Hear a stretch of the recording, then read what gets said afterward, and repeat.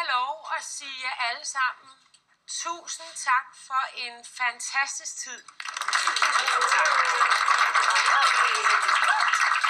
Og må jeg så for et øjeblik henlede jeres opmærksomhed på vores store opslagstavle.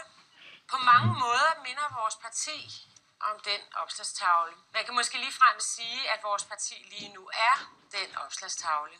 Men jeg ved ikke, om der er nogen af jer, der rent faktisk har læst, hvad der står på den. Det er jeg. Jeg stillede mig hen og læste det hele i går aftes. Og hvor er det fantastisk. Sikke en masse drømme. Sikke en masse meninger. Sikke en masse håb og illusioner.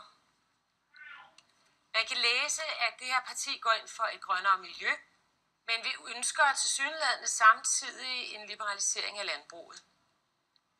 Vi vil nationalisere dele af banksektoren, men vi ønsker samtidig større frihed for erhvervslivet. Vi vil sænke skatterne, men også gerne hæve dem lidt. Alle de holdninger kan ikke favnes af et parti. Og jeg må sige, at der er rigtig meget af det, der står på den tavle, som jeg slet ikke er enig i. Naturligvis går alle vi, der står i det her lokale, ind for dyrevelfærd, men ikke i en grad, hvor man næsten kan tale om dyr som en art medborgere. Og Hasse, jeg har læst eller skimmet din 450-siders teoribog, der primært ønsker en statslig styring af erhvervs- og samfundslivet. Den minder mig om en mild udgave af Sovjet, og jeg må sige, at det heller aldrig bliver vores politik.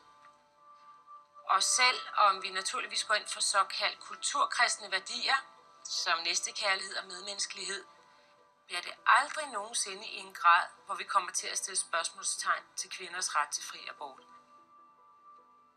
Der er helt klart folk, der er kommet til os med synspunkter, der er mere yderliggående, end vi nogensinde kommer til at være. Og til dem er jeg nødt til at sige, pænt og venligt, det her er ikke jeres parti. Vi har alle været høje af oplevelsen af at være en massebevægelse. Nu skal den til at blive lidt mindre, og til at have en retning. Og derfor vil jeg gerne have lov til at sige tusind tak til alle sammen. Tak for nu. Vi kontakter jer.